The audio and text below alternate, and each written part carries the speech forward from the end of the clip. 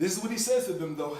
I gave you milk, not solid food. Okay, when he's saying milk and not solid food, what is he speaking of? Speaking of levels of revelation. Mm-hmm. I gave you something that was easily digestible. Mm-hmm. You didn't have to chew on it. Yeah. You didn't have to consider biting your mouth. You didn't have to, no, I just gave you what would go straight down with no problem. Which is where I think the state of the church is now. Right. We're giving what goes down with no problem. But when you give what goes down with no problem, there's no pressure. Mm-hmm.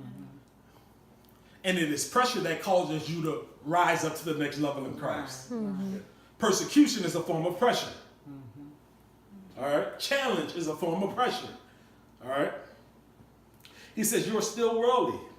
Look at why you're worldly. For since there is jealousy, jealousy, right in the church, jealousy, and quarreling among you, are you not worldly? Are you not acting like mere humans?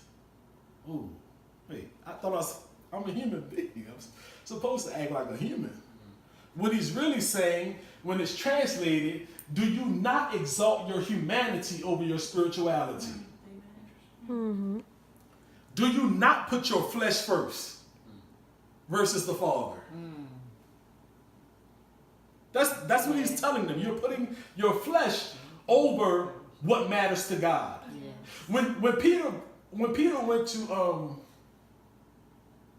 Peter goes to Jesus. Jesus is telling him, Peter, he's telling the disciples, it's time for me to go. Peter tries to interfere and says, hey, you're losing your mind, man. What you talking about? You can't go nowhere. And Jesus says, hey, Peter, he calls him Satan. Satan, get behind me. Why did he say, Satan, get behind me?